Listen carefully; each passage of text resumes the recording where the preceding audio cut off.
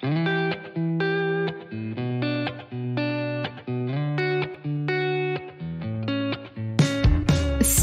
je suis Sandra et je te souhaite la bienvenue sur le podcast qui va te donner envie de réaliser tes projets et même tes rêves les plus fous. Notre mission, t'apporter de l'inspiration. J'échange avec des femmes qui ont osé s'écouter. Choix de vie audacieux, parcours atypique, projets fous, elles nous dévoilent tout sans filtre.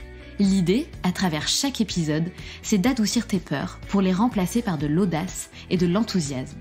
Du mouvement, du bruit, de la fumée, laisse-toi entraîner par les locomotives.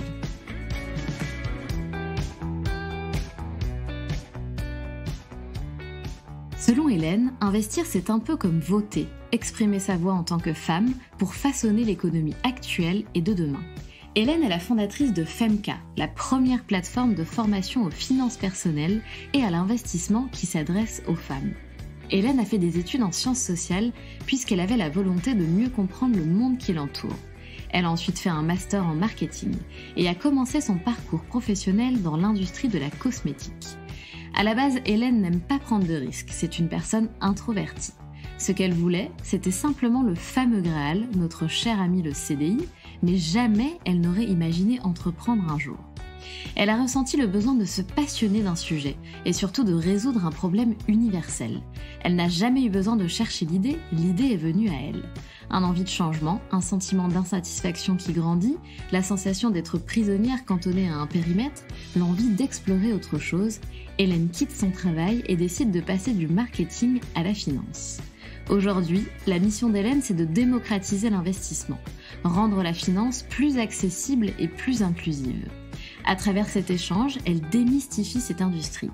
L'investissement serait-il vraiment à la portée de tous et toutes ? Pourquoi l'investissement s'adresse-t-il surtout aux hommes ? Pourquoi le monde de la finance a tendance à exclure les femmes ?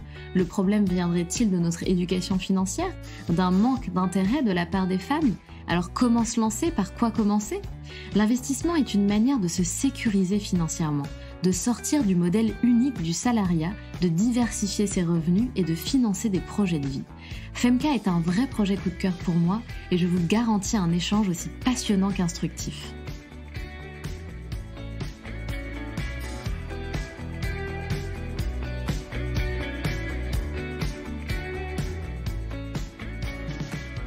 Bonjour Hélène.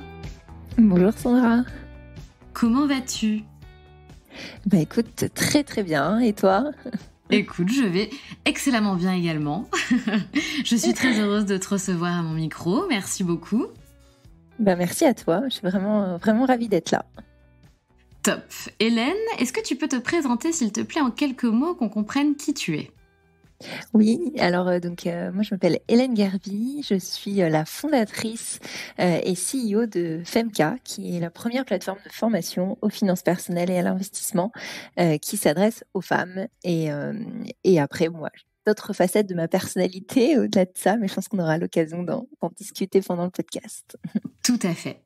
Alors moi, c'est vrai que j'ai un gros coup de cœur pour ton projet et comme je te l'ai dit d'ailleurs de manière très très transparente, Femka, je suis abonnée depuis un petit moment. Je t'avais déjà repéré pour tout te dire, mais je ne t'avais pas encore vu sur ta page. Je ne voyais pas vraiment de photos de toi, donc je ne savais pas qui se cachait derrière.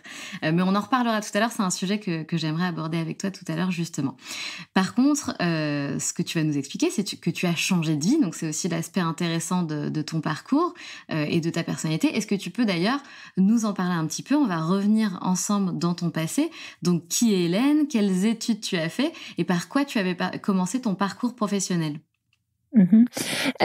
Oui, alors donc mon parcours, je vais commencer par des études en sciences sociales, donc très très axées sur la sociologie.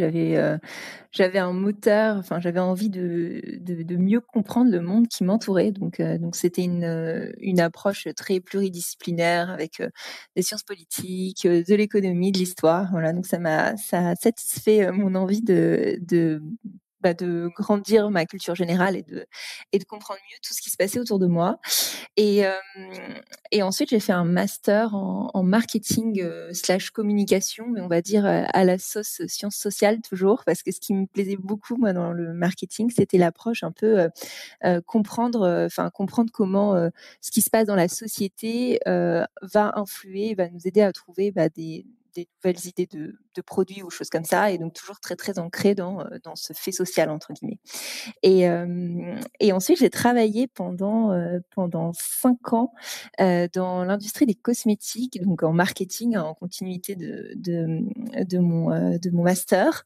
Alors, j'ai choisi les cosmétiques. Alors, au départ, c'était pas du tout quelque chose que j'avais en tête, mais en dernière année de master, j'ai suivi un cours qui est un cours d'approche anthropologique de la beauté.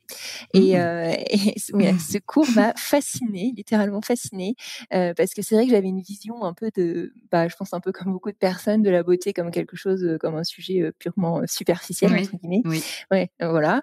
Et en fait, justement, ça m'a permis de changer de regard en voyant vraiment la question de la beauté ou même de la construction des canons de beauté comme quelque chose de beaucoup plus complexe que ça, qui est très lié finalement aux différentes sociétés, aux différentes pratiques culturelles. Et j'ai trouvé ça fascinant de voir comment, dans un pays, il y avait tel type, telle pratique de beauté, comment il pouvait en avoir une complètement différente dans un autre pays, à un autre moment donné de l'histoire, par exemple. Et donc voilà, et donc j'ai eu un espèce d'éclair sur ce sujet. Je me suis dit que ça me plaisait bien parce que ça permettait de conjuguer justement ce multiculturalisme, cet intérêt pour de différentes cultures et ce sujet-là. Et donc j'ai travaillé dans des grandes industries cosmétiques, essentiellement justement sur des régions un peu, j'ai travaillé sur le Moyen-Orient, l'Afrique et le Maghreb, donc qui nécessitaient justement de réfléchir à cette approche différente de la beauté. Donc voilà, dans les grandes lignes. Et ça, c'était ma vie avant Femka, donc peut-être que on détaillera après, je sais pas si tu veux que j'en parle maintenant. Oui, carrément. Alors en fait, c'est Ouais. ça qui est intéressant, c'est que j'aime beaucoup, tu vois, comprendre à quel moment est-ce que tu t'es dit: «OK, je vais changer de vie». Est-ce que tu Mmh. avais, déjà pensé à être entrepreneur? Est-ce que c'est quelque chose qui t'était déjà passé, par la tête ou pas du tout? Alors pas du tout, moi j'ai jamais rêvé, d'entreprendre en fait, contrairement à beaucoup d'entrepreneurs. Donc ça c'est quelque chose, qui est assez, ça surprend parfois quand je le dis parce que, jamais je m'étais imaginée entreprendre, pas du tout. Moi, j'ai peur de prendre des risques en général dans la vie. Ça peut paraître un peu bizarre, mais en effet. Donc quand je suis sortie d'études, pour moi, c'était évident d'être salariée. En fait, j'ai même pas pensé à une autre option. C'était évident de chercher à avoir un «CDI» entre guillemets. Hem Le et fameux, le fameux Voilà, CDI. le fameux, c'était quand même à l'époque, hein, en plus, je sais que ça change beaucoup, aujourd'hui, dans les jeunes générations, mais à l'époque, pour moi, c'était vraiment, une évidence et entre guillemets, quand même vraiment ce Graal en quelque sorte. Tout à fait. Voilà, et donc du coup, entreprendre, c'était très, très pas du tout dans mon paysage mental, et en fait, je suis venue à l'entrepreneuriat par le constat, d'un besoin d'un sujet qui m'a passionnée à un moment donné. Mais je suis rentrée dans l'entrepreneuriat par le sujet, par la problématique, par le pain point, comme on dit en entrepreneuriat, plus que par, l'envie d'entreprendre. Donc du coup, j'ai jamais eu ce truc de chercher une idée, parce que j'ai jamais cherché d'idée fondamentalement. Donc donc voilà. Et FMK, pour expliquer un petit peu ce changement, ce switch, donc quand j'étais, dans l'industrie cosmétique, j'étais en parallèle dans beaucoup de réseaux de femmes. J'avais cofondé une association sur des sujets, on va dire women empowerment au sens large, et hem et j'ai fait le constat qu'en fait, il y avait un sujet absent, de beaucoup de conversations, c'était, le sujet, financier. On parlait un petit peu de négociation salariale entre femmes, mais encore de manière très légère, alors que, je sentais qu'il y avait un intérêt sur le sujet. Et donc, voilà, c'est le constat de ce «problème» entre guillemets, de cette friction qui m'a donné envie de me lancer. C'est génial et on reviendra bien évidemment sur ce sujet, sur le projet que tu as créé parce que c'est un projet qui est génial et que je trouve, tellement nécessaire et qui même moi m'intéresse, mais on en reparlera tout à l'heure. Mais je voudrais revenir du coup sur ce changement de vie qui est quand même pas évident, et en plus de ça, dans un post, tu expliques donc dans un post récent où tu te mets en avant, tu expliques que tu es quelqu'un de base très introverti. Alors ça, c'est intéressant, je trouve. Quand on est une personne introvertie, comment est-ce qu'on décide de changer de vie, de devenir entrepreneur, pardon, je n'arrive plus à parler. Comment est-ce qu'on prend cette décision? Et surtout, quelles ont été tes plus grandes peurs et comment tu as fait pour les dépasser? Mmh. Oui, alors en effet, dernièrement, j'ai posté sur ce sujet parce que ça a été, donc ça fait à peu près 1 an et demi que je suis entrepreneur, et je pense que pendant plus d'1 an, tu le disais en introduction d'ailleurs, ça m'a marqué. Pendant plus d'1 an, on ne voyait pas ma tête sur le compte Instagram. C'était C'est vrai que je me suis beaucoup cachée derrière le côté, je vais faire des designs sympas pour faire vivre le compte, pour faire vivre la marque, etc. Et puis de toute façon, c'est des finances, donc au final, les gens cherchent de l'information, cherchent du contenu riche, etc. Donc ça, on va dire que ça m'allait bien. Et donc, mais je le savais. Enfin, je le savais. Enfin, aujourd'hui, on sait quand on se lance sur des business qui sont en ligne, digitaux, etc. L'enjeu de l'incarnation, il est plus que nécessaire. Donc, j'étais un peu tiraillée entre cette fausse excuse que je me cherchais et en même temps la conscience très claire qu'il fallait sauter le pas et davantage se montrer. Et en effet, la question pour répondre peut-être plus spécifiquement à ta question sur l'introversion, très clairement, je pense que c'est un challenge en plus quand on est introverti pour se lancer, parce que je pense qu'il y a encore peu de rôle modèles d'entrepreneurs introvertis, ou en tout cas ceux qui le sont en parlent peut-être pas ou moins. Voilà, ceux ou celles qui le sont en parlent peut-être pas ou moins. Et donc moi j'ai un peu du mal avec. Enfin j'ai l'impression que tous mes rôles modèles en entrepreneuriat sont plutôt des extravertis. Et donc c'est vrai que c'est dur de cheminer quand on fait partie de cette catégorie des introvertis et même des hypersensibles. Enfin voilà, cette catégorie de personnes qui peuvent être parfois moins, enfin pour qui le fait de s'exposer entre guillemets, hein, mais en tout cas d'incarner, c'est moins naturel. Et donc j'ai pas encore forcément des clés, mais Dommage. mais la stratégie c'est, enfin avec mon associé on a créé une boussole des peurs en fait. Donc la boussole des peurs c'est vraiment tout ce qui nous fait vraiment flipper dans cette nouvelle aventure. Et l'idée c'est de s'y attaquer étape par étape, on va dire. C'est bien, c'est génial. Et je suis d'accord avec toi. Je trouve ça, c'est pour ça que je voulais te poser cette question. Ça me tenait vraiment à cœur parce que je sais qu'il y a beaucoup de femmes qui écoutent les locomotives, etc. et qui ont l'impression que ces femmes, tu sais, sont extraordinaires ou plus audacieuses que d'autres. Et je trouve ça important de se dire non, il y a aussi des femmes qui sont hyper introverties et qui ont sauté le pas et qui chaque jour dépassent un petit peu plus leur peur. J'imagine que tu vas toquer aux portes, tu déclenches des opportunités et peut-être que chaque jour tu deviens de moins en moins introverti, même si c'est pas toujours simple, surtout dans ce monde-là de l'entrepreneuriat qui peut être intimidant, hein, clairement. Donc bravo, c'est génial de montrer qu'on peut le faire et c'est pour ça que je te demandais comment t'as fait en fait, tout simplement, à quel moment tu as dépassé ce mur que tu avais peut-être construit en face de toi et tu t'es dit non mais c'est bon en fait, Hélène, vas-y, t'en es capable. Ouais, complètement. Merci. En tout cas, c'est vrai que c'est exactement ça. En fait, la manière dont je l'aborde, c'est vraiment étape par étape. En fait, à chaque fois, je me dis, d'ailleurs, ma nouvelle devise d'entrepreneur, c'est un stress par jour. Comme ça. Et en fait, c'est vraiment de la stratégie des petits pas finalement, parce que Oui.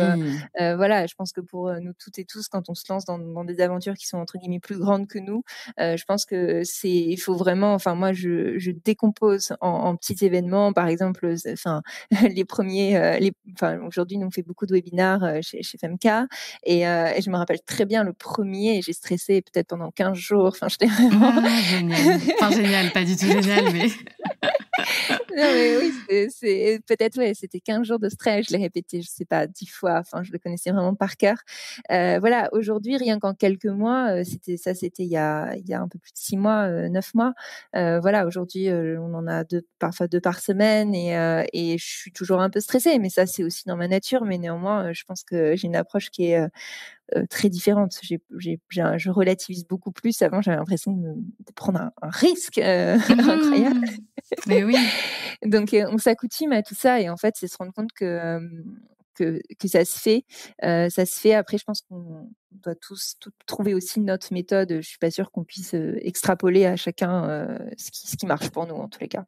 Tout à fait. Mais c'est pour ça que c'est intéressant de voir que différentes méthodes existent. Mais il y en a une quand même qui est toujours la même. Hein. C'est clairement pas un mystère.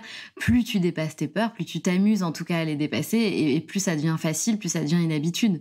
Et c'est ça qui est génial de voir ton évolution. Tu vois, par exemple, devant ces webinars, au début, tu flippais pendant 15 jours et maintenant, oui, t'as encore un petit pincement, t'es encore un petit peu stressé, mais c'est beaucoup plus simple. Et ça marche, c'est toujours pareil en fait. Même si tes peurs sont plus grosses, tu t'amuses à les dépasser 1 fois, 2 fois, 3 fois et en fait, ça devient facile.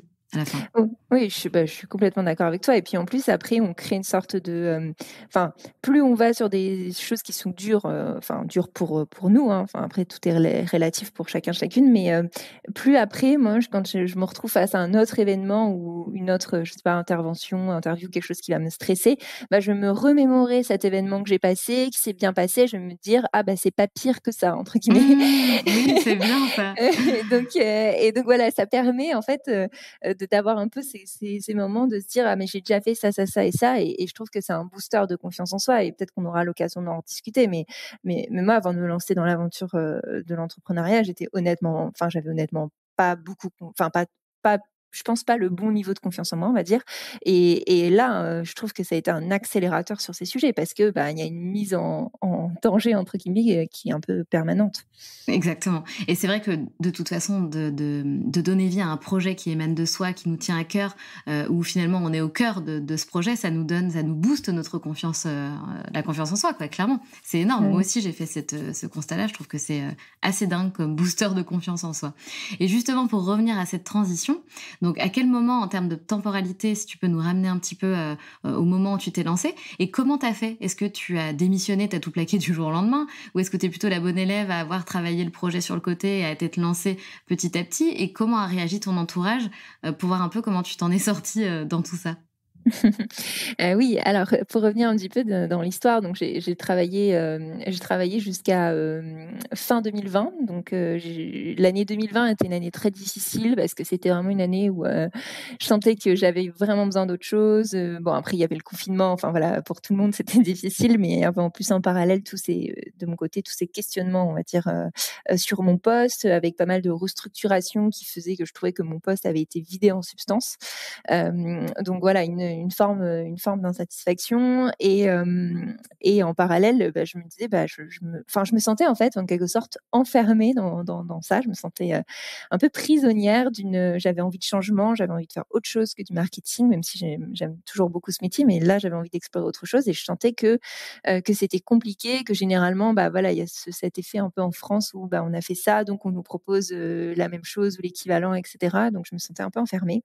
Et en fait, j'ai eu, justement un moment déclic, quand c'est à l'été 2020, j'étais dans un process à l'interne au sein de mon groupe, pour un poste en communication. Donc moi, je faisais du marketing opérationnel et on m'a dit qu'on n'était pas sûr parce que c'était pas le même métier. Donc là, je me suis dit: «Bon, je n'arrive pas à me faire confiance quand c'est du marketing opérationnel à la communication, bah, je vais aller faire de la finance».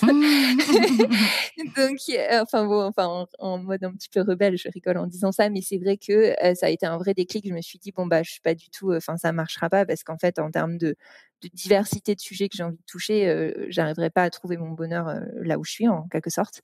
Voilà et donc en fait, moi, je suis partie, donc ça a été finalement assez rapide au sens où ça a pas été un long processus, j'en ai discuté, bah, avec mon employeur, donc j'ai pu partir dans des bonnes conditions, on va dire, mais moi, j'ai pas réussi à travailler mon projet avant, parce que enfin, je sais que souvent on le conseille, hein, de faire du side et cetera, que c'est mieux et tout, Tout à donc fait. voilà. Mais moi, j'arrive pas à faire ça, en fait, dans le sens où, quand je suis dans un truc, je suis, vraiment, j'arrive pas enfin, mon job, il était assez intense. En même temps, j'avais quand même mes soirées et cetera, mais ça me enfin, on va dire que mentalement, j'avais vraiment dans mon job, ma charge mentale, j'arrive pas à avoir, en plus un autre projet de boîte à côté, j'admire, les personnes qui le font et c'est génial. Mais c'est vrai que, moi, j'arrive pas à être, sur 2 choses, de cette taille-là, en tout cas de cette ampleur.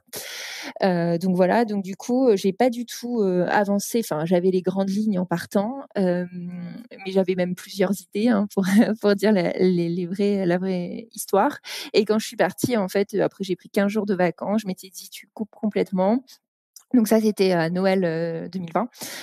Mais en fait, j'avais trop envie déjà de bosser dessus. Donc du coup, à ce moment-là, je suis partie, déjà, enfin, je travaillais sur le branding et tout parce que, bah, le côté un peu marketing, moi, j'avais besoin Eh pour pense oui, voilà. Je pense que évidemment. chacun l'attaque différemment son sujet, mais pour moi, en fait, je pouvais pas imaginer travailler sur une boîte qui n'avait pas de nom, n'avait pas un branding clair et cetera. Pour moi, c'était la condition sine qua non pour qu'elle existe, en tout cas déjà pour moi. Donc voilà, du coup, j'ai d'abord fait le branding et puis après, bon, après ça a été toutes les étapes un peu classiques, hein, d'entrepreneuriat, on pourra détailler et sur le côté des proches, enfin du cercle, heu, honnêtement, moi, je pense que, enfin, j'étais assez chanceuse là-dessus parce que mon père m'a beaucoup soutenue et mon conjoint aussi. Et je pense que si tous les deux m'avaient pas dit ah mais c'est génial, tu devrais trop le faire. De toute façon, quoi qu'il arrive, ce sera une super expérience. Je pense que ça aurait été plus difficile de sauter le pas, surtout dans un contexte où c'était Covid, on quitte un CDI dans un grand groupe. Enfin bref, le triptyque qui généralement effraie dans les familles. Tout à fait, mais complètement. C'est pour ça que je te posais la question. C'est intéressant. Moi, j'adore savoir si l'entourage a soutenu la personne. Et si c'est pas le cas, ce que je recommande, c'est de mettre des œillères et de foncer toute seule sans demander l'opinion et l'avis de personne. Parce que sinon, les gens vont transmettre les peurs, les machins, les trucs sur toi. Et puis au final, bah, tu fais jamais rien parce que ça te fait flipper et tu te dis ah non, mais ils ont raison, je vais pas quitter mon CDI, etc. Ah bah oui, Et c'est dommage. Et c'est dommage. Ouais. Mais c'est très intéressant. Et le côté aussi, tu disais souvent, on recommande de d'abord travailler notre projet en mode side project à côté de notre vrai job. Donc, c'est tout à fait vrai. Bah, c'est pour gagner en fait du temps sur le chômage que tu auras éventuellement après. C'est là où c'est intéressant parce qu'on sait très bien que les premières années, on se trouve, on essaie de comprendre qu'est-ce qui fonctionne pas, on revoit la stratégie, etc., etc. Donc, ça met du temps à monétiser et à être rentable, on va dire. Donc, c'est ça l'aspect intéressant de travailler le projet en mode side, comme tu disais. Et si tu as un job, effectivement, ce qui se passe en général, c'est que en fait, ton job, ça devient 20% de ton temps et que tu travailles 80% de ton temps sur ton projet. Donc, pas très, très éthique, mais c'est souvent comme ça que ça se passe. Mais du coup, je trouvais ça intéressant de rebondir sur ce que tu disais. Donc, moi, ce qui me fait halluciner, c'est que tu es quand même passé du marketing à la finance. Donc, qu'est-ce qui s'est passé, Hélène? Comment as-tu fait? Parce qu'effectivement, ça ne semble pas évident. Oui, bah alors, en plus souvent, c'est la première question qu'on me pose dans ma reconversion. C'est quand je pitch FMK, la première question qu'on me pose, c'est: «Ah bah, j'imagine que tu as un background finance». Du coup, je Un réponds: background. Voilà. C'est toujours comme ça la question. Je réponds: «Bah non, pas du tout». Non, alors en fait déjà, bon, je dis finance pour schématiser, mais c'est vrai que nous, on traite de finances personnelles, donc c'est déjà quand même, très très différent finalement. Les finances personnelles, ça peut être quelque chose qu'on appréhende, bah, soit personnellement. Donc, en fait, quand je disais moi, en parallèle de mon job, j'ai été engagée dans des associations, mais j'avais aussi bah, cette petite casquette entre guillemets d'investisseuse, c'est-à-dire que j'ai commencé à investir moi vers 25 ans à peu près, sur le constat que bah, je voyais mon copain qui investissait, je me disais mais en fait pourquoi lui il investit et Mmh. moi j'investis pas alors que Mmh. alors que je gagne assez correctement ma vie, enfin en tout cas je pouvais investir. Et je me suis dit: «Mais en fait, pourquoi moi j'ai pas ce réflexe?» Et donc c'est un truc qui m'a un peu, titillée et bah, j'ai commencé à creuser le sujet. Donc j'ai commencé à me former, à lire et cetera. Après bon, je suis passée à l'action parce que, enfin pour moi, je pense que l'une des meilleures manières d'apprendre, c'est quand même de rentrer dans le concret.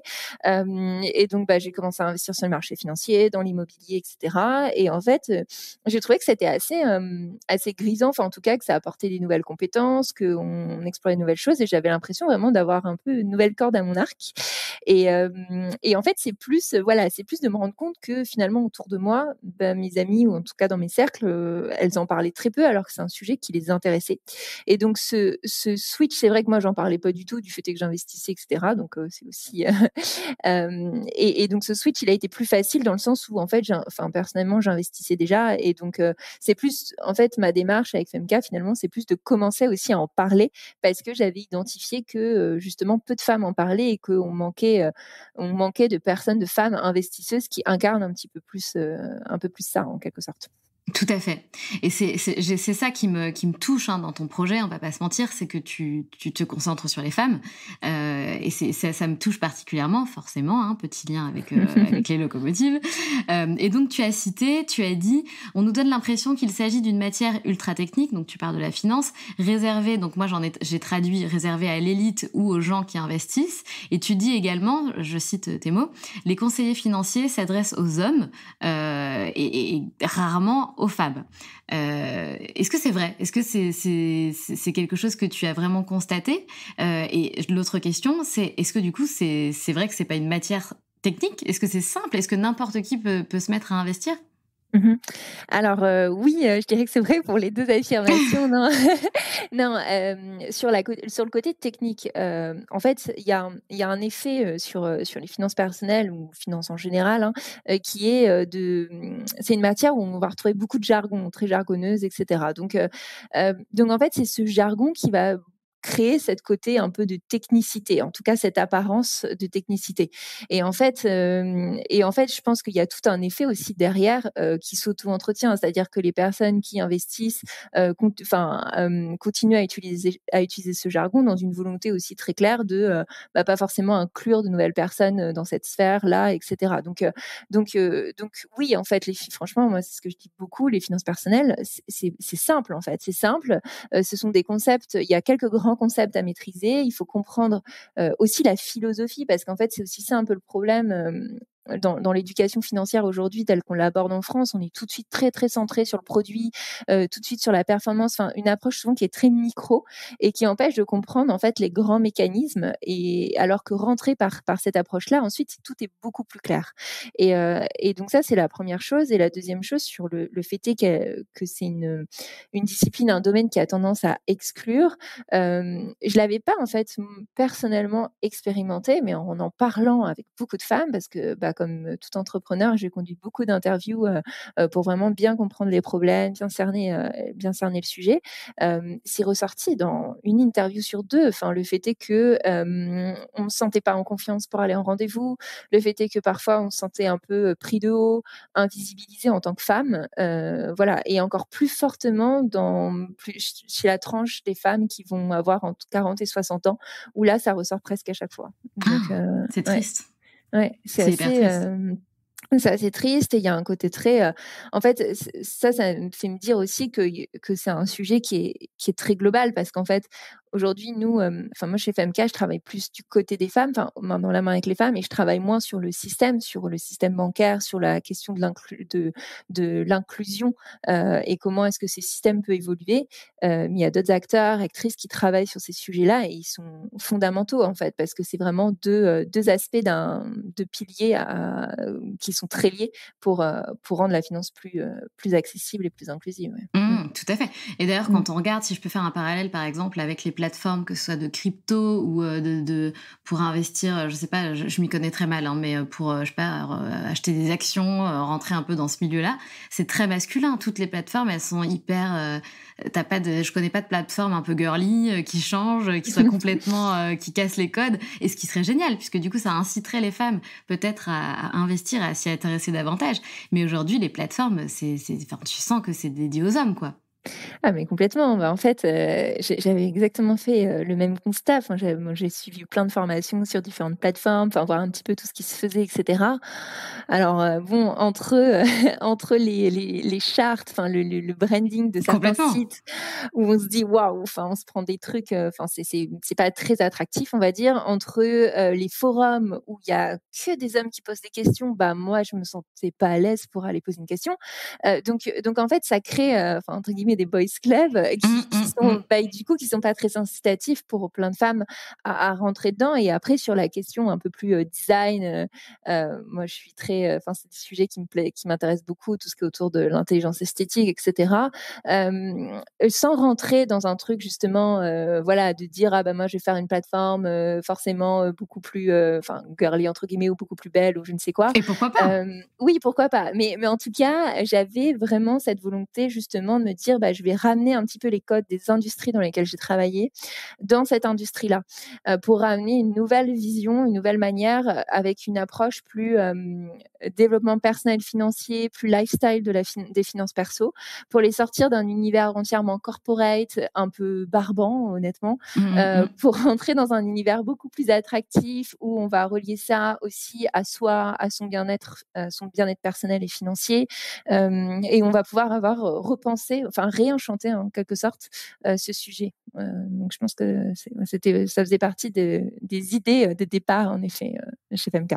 J'adore, mais j'adore. Je le redis, hein, je suis absolument fan de ton projet. Je trouve que c'est génial et qu'il y a tellement, tellement à faire, surtout en ce moment, là, en 2022, où on voit, tu sais, les sujets de l'indépendance financière, ça explose. On est tous là en train d'essayer à avoir de multiples casquettes. On investit, on est freelance, on a un CDD, on a un truc par-ci, par-là, pour justement être indépendante. Et ça, je trouve que c'est génial. Et ton projet, finalement, il est hyper aligné avec nos besoins actuels. Donc bravo, et il y a tellement de choses à faire, je le redis. Et tu as fait un constat, c'est ce que tu me disais tout à l'heure, tu me dis, les femmes ne s'y intéressent pas suffisamment. Alors moi, la question que je te pose, parce que tu dis que c'est quand même hyper dommage, qu'est-ce qu'on loupe? Qu'est-ce qu'on loupe et qu'est-ce qu'on perd et par quoi il faut commencer? Alors, qu'est-ce qu'on loupe? La première chose, je pense qu'il y a 2, enfin, il y a 2 dimensions. Il y a une première dimension qui est, on va dire, un peu terre à terre. L'investissement, c'est, une manière de se sécuriser financièrement. Donc ça, c'est un premier point, hein. Tu le disais, tout ce contexte, où on adopte aussi des statuts qui peuvent être différents. On sort un peu aussi de ce modèle unique du salariat, où on a envie de se réinventer, d'avoir des vies différentes, et cetera, avec parfois des périodes de coupure, des périodes de voilà, donc plus un contexte quand même, de réforme des retraites où on ne sait pas, on a eu pendant très longtemps, enfin, on a cet État-providence en France, mais on sent qu'il y a quand même des failles dans le système. L'enjeu de la sécurisation financière, il est de plus en plus prégnant, il est de plus en plus présent. On le ressent tous et toutes, hein, je pense. Donc investir, c'est une manière, bien sûr, de diversifier ses revenus, de pas aller dépendre, finalement, que de son travail tous les mois, enfin de sa force de travail entre guillemets. Mais c'est aussi une manière, de financer des projets de vie, et ça, c'est une approche, dont on commence heureusement à beaucoup plus parler en France, qui est la fameuse approche goal-based investing, donc qui consiste à rentrer dans l'investissement, penser l'investissement, même les finances personnelles, par l'angle de ces projets de vie. Donc c'est quelque chose qui est beaucoup plus concret et qui donne envie de beaucoup plus facilement qui motive beaucoup plus, on va dire, à investir. Et donc ce qu'on loupe, on loupe la possibilité de financer certains projets qui nous tiennent à cœur. On passe potentiellement à côté d'une plus grande sérénité financière aussi. Et puis je dirais aussi qu'il y a une dimension dont on traite encore peu, qui est la dimension de l'impact de son argent, l'impact de ses investissements. Investir, c'est un peu comme voter, enfin c'est exprimer sa voix d'une certaine manière, et collectivement, c'est absolument fondamental que la voix des femmes s'exprime aussi pour façonner l'économie actuelle, mais aussi l'économie de demain.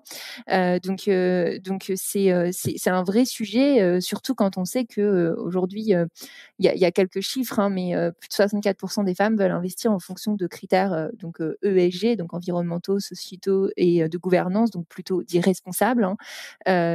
Donc on comprend qu'il y a un rôle clé à jouer là-dessus aussi, sur le financement d'une nouvelle économie, on va dire, et de cette transition écologique et sociétale. Et donc voilà. Et je crois qu'il y avait une autre partie de ta question sur comment se lancer, c'est ça? Par où commencer? Par où Exactement. commencer, voilà, que j'oublie pas la moitié. Par où commencer? Ouais, généralement, je dis, toujours dans cette approche aussi de replacer un peu l'individu au centre, il y a la question de pourquoi j'ai envie d'investir. Enfin, vraiment se poser des questions assez fondamentales de développement personnel financier au départ. C'est important de pas se jeter tête baissée dans l'investissement avec cette approche on m'a parlé de ça, je sais pas, on m'a parlé d'assurance vie, j'ouvre mon assurance vie, voilà, fin de l'histoire. Je pense que c'est bien de se dire ok, quels sont mes projets, où est-ce que je veux, enfin, à quoi est-ce que je veux que mon argent puisse servir? Donc se poser ces questions-là. Après après c'est purement des choix personnels. De faire aussi un diagnostic, hein, quand même, de où on en est sur ses finances personnelles, parce que parfois on peut être dans des situations un peu où on n'ose pas trop regarder ça en face, etc. Donc c'est souvent assez sain de se poser là-dessus, de s'assurer aussi qu'on a une épargne de précaution, parce qu'en fait, investir, si on n'a pas d'épargne, on peut se mettre dans des situations qui peuvent être délicates. Et puis après, c'est important de se former, ou du moins de s'informer. Après, libre à chacun, chacune de procéder de la manière qui lui convient, mais il y a quand même un minimum de socle de connaissances à avoir, ne serait-ce que pour se sentir en confiance, pour se lancer. Et voilà. Et après, il y a plein d'options. Il y a plein d'options aujourd'hui. Elles sont multiples. Néanmoins, il y a quand même quelques éléments à garder en tête. Moi, je vois beaucoup de personnes entrer dans ces sujets par de la crypto, par exemple, alors que ce sont des actifs quand même très risqués, très volatiles, spéculatifs. Donc je pense qu'il faut aussi suivre une sorte de, enfin, essayer de commencer par des supports, par exemple des assurances vie ou choses comme ça qui vont être beaucoup plus, enfin, où le niveau de risque va être plus modéré, par exemple. Mmh.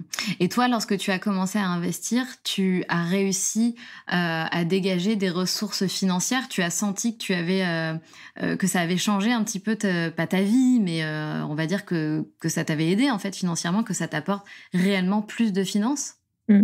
Bah, alors en fait, ça pour un peu démystifier le sujet, en Oui, fait, il y a, voilà. c'est souvent un peu le graal de se dire: «Ah, je vais avoir plus d'argent tous les mois» et cetera. Ce qu'il faut avoir en tête, c'est que l'investissement, c'est qu'on se parle quand même beaucoup de long terme, donc c'est quand même beaucoup de choses plutôt pour, finalement penser des projets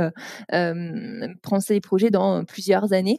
Donc moi aujourd'hui, par exemple, mes investissements sont essentiellement donc marché financier, aujourd'hui tout ce que je vais toucher en termes de dividendes, hein, donc tout ce que vont générer par exemple mes investissements, et je les réinvestis automatiquement plutôt parce que mes investissements sur les marchés financiers sont dans une perspective long terme pour ma retraite. Donc voilà. Après, il faut aussi savoir que voilà, les dividendes en marché financier, c'est pas non plus, on va pas vivre de ça. Enfin, tout dépend de la somme que vous investissez, etc. Mais voilà, c'est plus en regardant par exemple du côté de l'immobilier qu'on peut avoir des sources de revenus complémentaires, ce qu'on appelle en immobilier, par exemple, quand on fait un immobilier locatif, du cash flow positif, par exemple.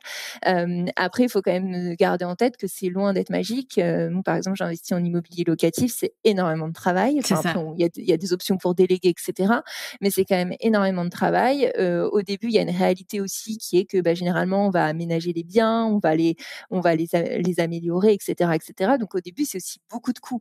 Donc moi aujourd'hui, enfin après j'ai une approche, je suis 100% alignée avec ça. C'est aussi des choix que j'ai faits, c'est-à-dire que je suis plus dans une optique de euh, on va dire que j'avais investi et préparé mon départ parce que c'est quand même c'est un vrai impact finance perso de quitter le salariat. Mais après, le reste de mes projets, parce que je fonctionne beaucoup en matière de projet, en matière d'investissement, c'est vraiment du long terme. Mon projet le plus proche, c'est 3-4 ans, on va dire. Donc voilà, un peu dans les grandes lignes. Mmh. Et c'est intéressant que tu dis ça, donc c'est des projets long terme et c'est pour ça que je pense que quand on va investir, tu le disais tout à l'heure, c'est aussi une question de mindset. Il faut bien se dire: «OK, j'investis pourquoi et je suis prête à investir de l'argent sur du long terme et donc Mmh. à attendre un retour de cet investissement dans quelques années». C'est sûr qu'il y a beaucoup de gens qui commencent à investir, de ce que j'ai pu voir en tout cas, constater, Mmh. et au bout d'un moment, ils retirent tout parce que, tu sais, bah, soit ils perdent un petit peu, soit ils se disent: «Non mais en fait c'est chiant, je veux retirer tout de suite». Et c'est là où, bah, finalement, ça flanche, quoi. Bah, complètement. En fait, c'est exactement ça, c'est que enfin, il y a pas mal un des risques justement, c'est exactement ce que tu décris. On dit généralement que le pire ennemi de l'investisseur ou donc de l'investisseuse, c'est lui-même ou elle-même parce que parce qu'en fait, il y a un vrai sujet en termes d'investissement et de finances sur le comportement. Pendant longtemps, ça a été ignoré et récemment, enfin non récemment, depuis une dizaine d'années, il y a quand même ce courant de la finance comportementale qui étudie justement à quel point nos biais, parce qu'en fait on est truffé de biais, impactent justement notre manière d'investir, entre autres choses qui sont impactées. Et donc voilà, cette capacité à rester serein, sereine, même dans la tempête, c'est quand même quelque chose. Enfin, il faut être prêt à ça. Enfin, c'est-à-dire que si on se dit, bah moi j'arrive pas à dormir le soir parce que j'ai de l'argent investi sur les marchés financiers et que je stresse, bah c'est que c'est peut-être pas fait pour nous. Enfin voilà, Mmh il y a mh, aussi tout à cette fait. réalité là.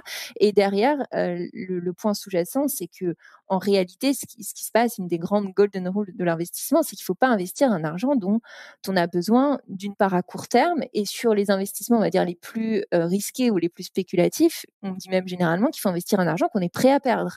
Donc il faut quand même avoir ça en tête, c'est-à-dire que alors c'est pas vrai hein, pour tous les supports bien sûr, mais par exemple sur de la crypto, honnêtement, moi j'ai un tout petit peu investi en crypto, c'est de l'argent que j'étais prête à perdre, que j'ai perdu.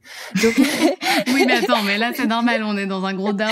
voilà, non mais et du coup ça va, je dors bien la nuit et tout va bien, parce que, par ailleurs l'argent que je ne suis pas prête à perdre, et bah, il est sur d'autres supports, beaucoup plus sécurisés. Donc il y a quand même cette réalité-là, et c'est vrai que j'ai entendu des histoires incroyables de personnes qui ont vraiment mis des sommes conséquentes à l'échelle de leur, patrimoine, enfin moi je dis généralement patrimoine, de leur patrimoine global quoi. Donc Waouh! Mais mmh, c'est hyper bien ce que tu dis, c'est hyper important de rappeler les bases, en fait, mmh, attention, quoi, attention, c'est pas, Non. T'es pas au casino, quoi. Enfin, si, t'es un peu Mais comme un casino, mais du coup, attention, quoi. mais complètement et en fait, ça vient de la confusion entre investissement et spéculation. Enfin, la spéculation, c'est de l'achat court terme, on va acheter des titres, on va parier sur le fait qu'ils vont monter pour les revendre et cetera. Là, on spécule et ça, c'est le casino et l'investissement, normalement, l'investissement, c'est du long terme. Enfin, c'est pas pour acheter et revendre demain. Enfin, voilà. Donc Tout à fait. Oui, oui, tout à fait. C'est très important ce que tu dis, c'est très intéressant. Et donc toi, tu as créé cette plateforme, donc je le répète, qui permet aux femmes de mieux comprendre le monde de l'investissement. Et d'ailleurs, j'ai repéré un petit programme qui m'a l'air très intéressant, 3 semaines pour se lancer dans l'investissement. Qu'est-ce que c'est exactement? Oui, alors c'est le programme START, donc c'est un de nos programmes, signature. En fait, c'est un programme pour passer, justement de l'idée, de l'envie d'investir à l'action. Ce qu'on a observé, c'est que, voilà, des contenus d'éducation financière, il y en a plein. La théorie, c'est bien, mais ce qui est important, c'est de pouvoir vraiment, passer à l'action, faire des choses concrètes et donc ce programme START, c'est vraiment, conçu, on l'a, co-construit, enfin, je veux dire, on a recueilli énormément de retours, on l'a amélioré, aussi au fil de l'eau.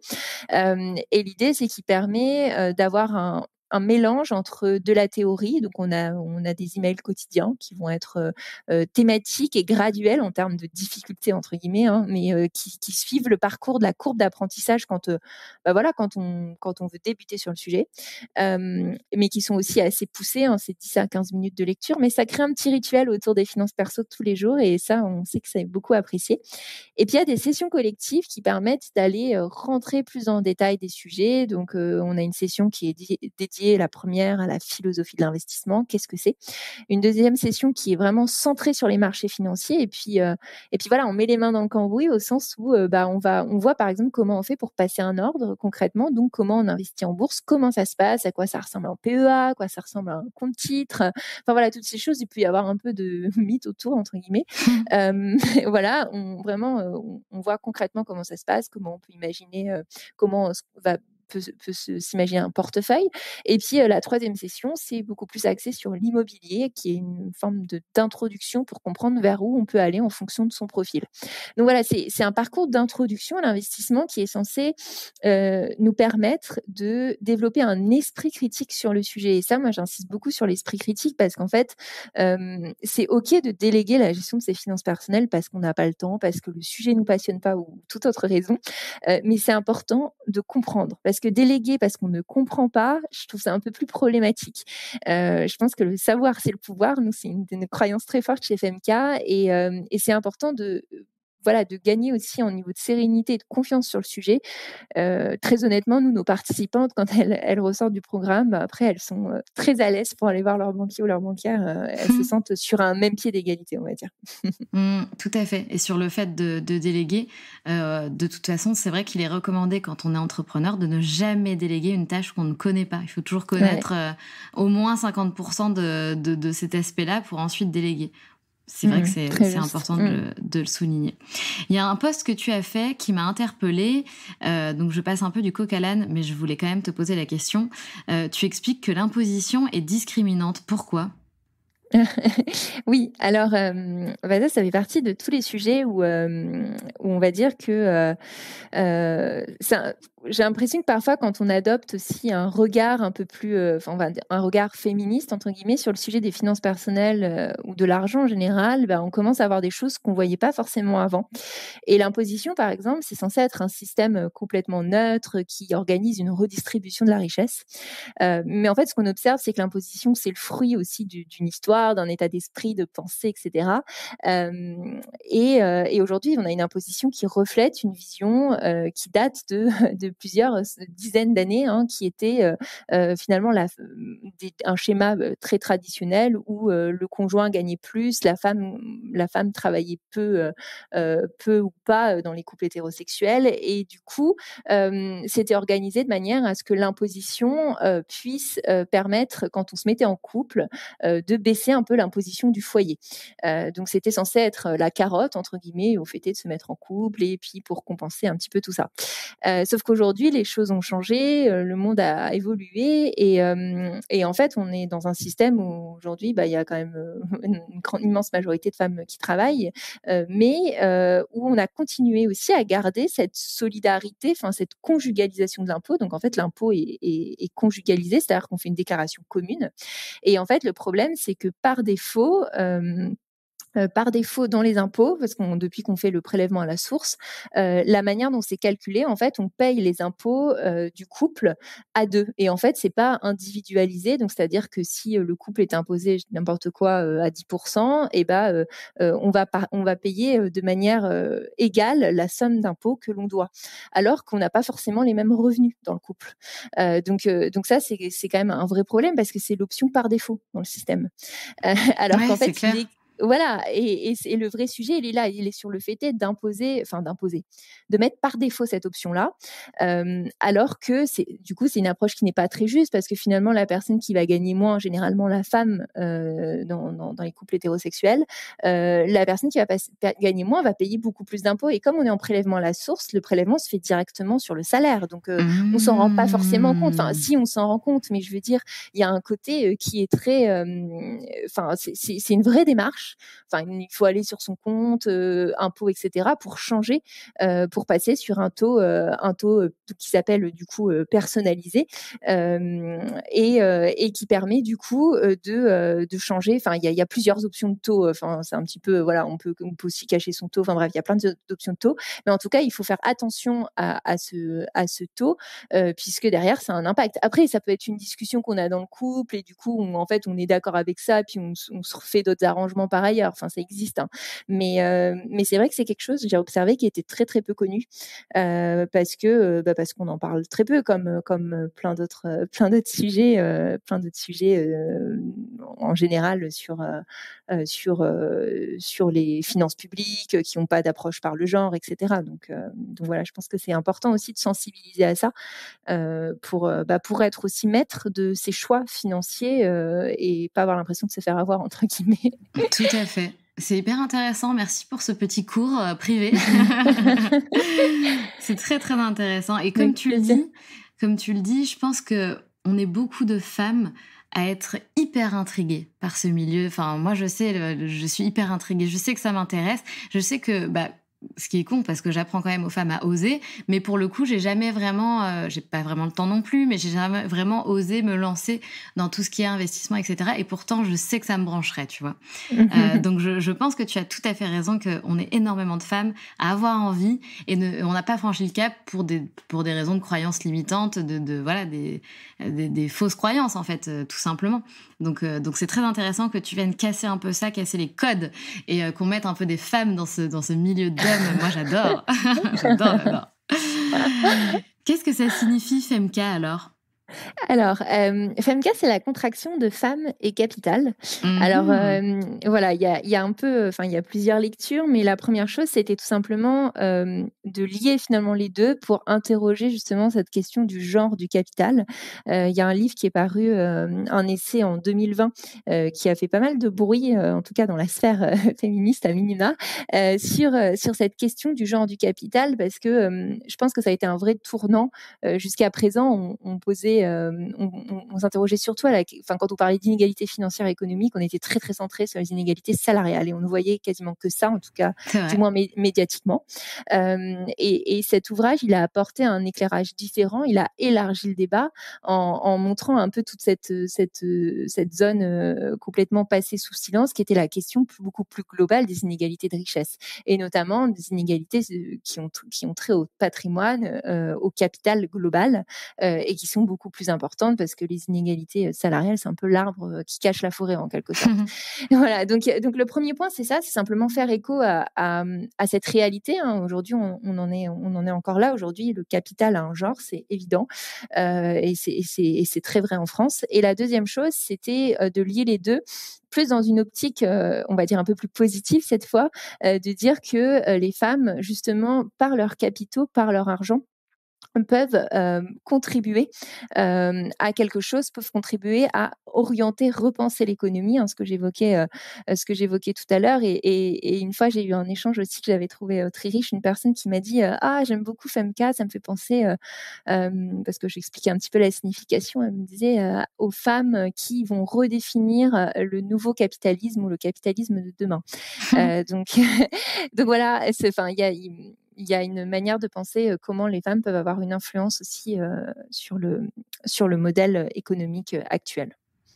Eh ben dis donc, c'est tellement inspirant, tellement intéressant. Merci franchement infiniment pour tout ça, Hélène, c'est hyper instructif. Je tiens à citer quand même que tu as fait partie des finalistes d'un prix Tech for Women. Je ne sais pas ce que c'est, mais ça avait l'air assez impressionnant, donc je voulais juste le citer. Félicitations pour ça. Merci Sandra. Merci. On a 2 questions rituelles dans le podcast Les Locomotives pour terminer.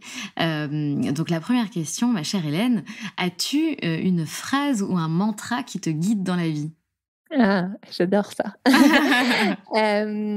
Oui, alors moi j'en ai un, je sais pas du tout de qui ça vient. Je sais pas si c'est exactement ça la tournure, mais en gros c'est de dire que le passage à l'action, c'est la clé fondamentale de tout succès. Et j'aime bien cette phrase parce que, enfin, je pense qu'en plus quand tu es entrepreneuse, ça fait particulièrement écho.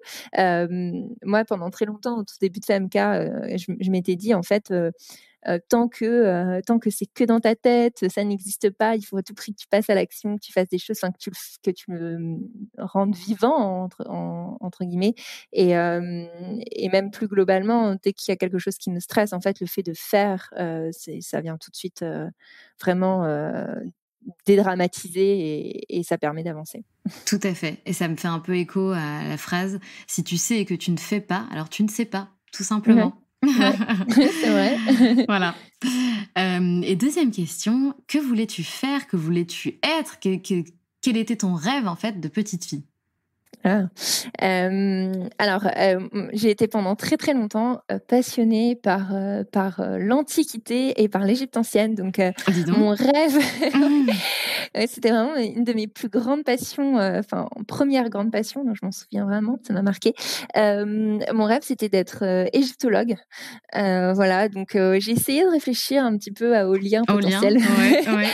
Et je pense qu'il y a un petit côté, je pense dans le côté découverte, dans le côté défriché aussi, qui me semblait, un petit côté aussi aventurière.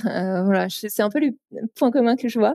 Voilà, mais bon, franchement, je me dis peut-être qu'un jour je le serai, parce que, après tout, maintenant je crois à la non-linéarité des carrières, et justement, pour moi, j'aurais réussi entre guillemets si j'ai pu faire plein de métiers très différents qui m'ont enrichi, qui m'apportent des apprentissages très très variés. Tout à fait. Il est peut-être temps pour toi d'investir dans l'art antique, je ne sais pas. Peut-être c'est un signe. Investir dans l'art déjà, ça fait partie des choses auxquelles je réfléchis. Ouais, ça me fascine pas mal, j'adore l'art, et du coup, mais là on est sur tout le haut de la pyramide du risqué. Hein. Ah oui, c'est vrai, d'accord, intéressant. Je savais pas.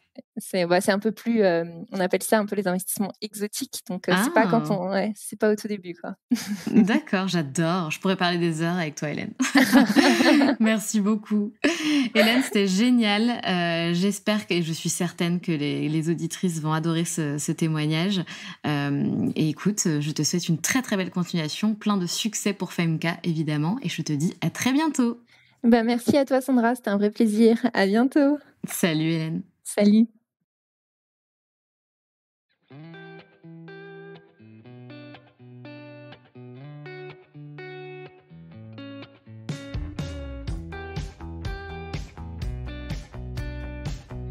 C'est la fin de cet épisode et j'espère qu'il t'a plu. Si tu as envie de laisser 5 étoiles sur Apple Podcast ou Spotify, surtout n'hésite pas. Merci pour ta fidélité et on se retrouve mardi prochain pour un nouvel épisode. Pense à rejoindre la communauté Les Locomotives sur Instagram pour toujours plus d'inspiration, de motivation et de good vibes.